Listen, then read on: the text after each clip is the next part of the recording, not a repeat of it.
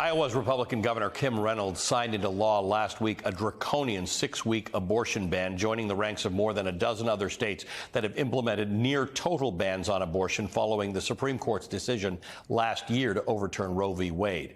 These new abortion restrictions have disrupted not just abortion access, but as we have all been warned, maternal health care across the United States, actually reproductive health care of all sorts, resulting in an increase in pregnancy complications and a higher risk of maternal mortality. Now, this is a problem because the U.S. already has an alarmingly high maternal mortality rate. I just want to ask our director to keep this on the screen for a second. That's Mexico at the top.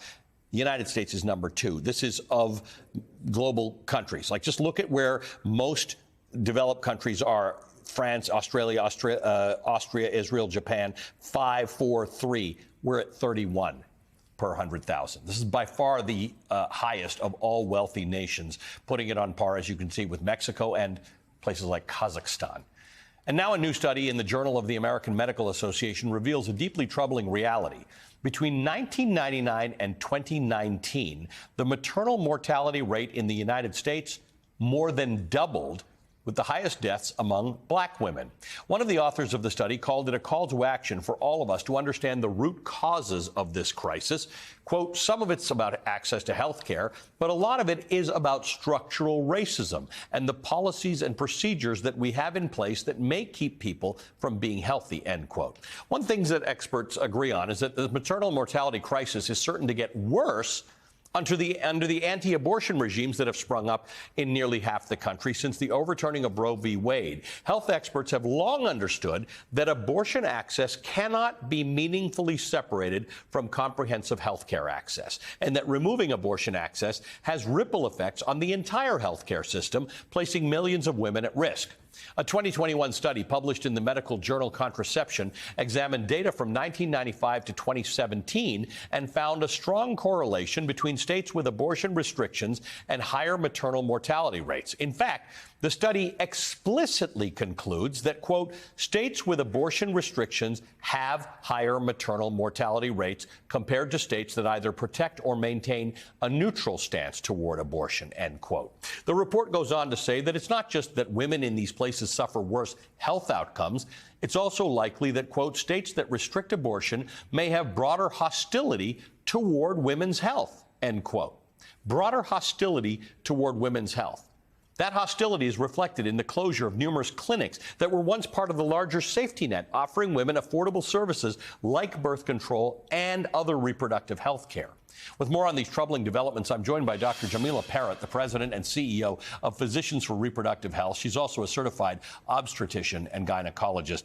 Dr. Parrott, thank you for joining us. There are so many places to go here, but let me start with that last point, and that is there are millions of women in this country, many black women, many women who are of lower social economic status, don't have health care coverage, whose first interaction with proper reproductive health came at one of these clinics that may have also offered abortions. And often when somebody goes to determine their reproductive health situation, they discover other things. So limiting reproductive health care limits health care for women as a starting point. Absolutely. You hit the nail right on the head. We know that abortion clinics and family planning clinics in our community have for decades served as a social safety net. It is often a place where folks can go and be cared for by folks who speak their same language, who understand their culture, who look like them. We know that the folks that we care for in community are served best by community-based organizations, and many of these also provide abortion care. And so when we shut down access to abortion care, we are absolutely impacting the ability of so many folks to be well because of an inability to access these services in our own communities. And we're showing a chart here that shows the increase. The red is the period in which the maternal mortality rate increased dramatically, and it correlates to an increase in abortion restrictions per year. How do we get people to understand that deciding that you don't want to provide reproductive health is sort of like arbitrarily deciding that I'm not going to help people who have toe pain or something like that? It can't be carved out from health care for women, for anybody. Absolutely. Absolutely. And when I was in med school and in residency and in my training, I assumed naively, 25 years ago that I would absolutely be able to provide abortion care as part of the full spectrum of reproductive health care in my clinical practice, and quickly learned that it is carved out, it is othered, it is stigmatized in a way that prohibits many folks who are interested in supporting this care and providing these services from being able to do so. The need to access abortion care is not and should not be distinctly separated from the need to access healthcare more broadly. It doesn't look like that in real life, even though we see these arbitrary separations and silos in the political theater around abortion access and comprehensive healthcare in general. So let's talk about how this affects maternal mortality. I grew up in Canada, and I assumed that America's higher maternal mortality rate has something to do with not having sort of universal access to health care like every other developed country does have. But this study indicates that there's more to it than that. Some of it is that everybody doesn't have access to paid health care in this country. What's the racism component of it that's separate and apart from the universal coverage? The racism component that impacts maternal health and healthcare more broadly in our communities is the same racism component that impacts inequities and disparities in our educational system, in our banking system, in our housing system. It is the root of so many of the systems in this country, and medicine and science is no different than that.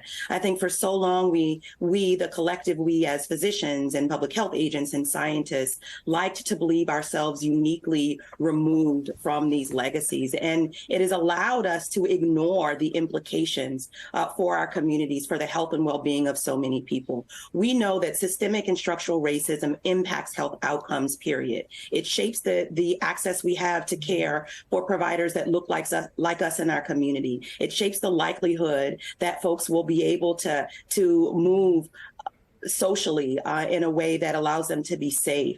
It impacts the ability of folks like me to come to their doctor's office and to say, this is what's happening to me, and to be believed. We talk a lot in the medical space about implicit bias, and that certainly is a factor, but it isn't just that. It is implicit bias, it's explicit bias, and it's systemic and structural racism. All of those things have implications.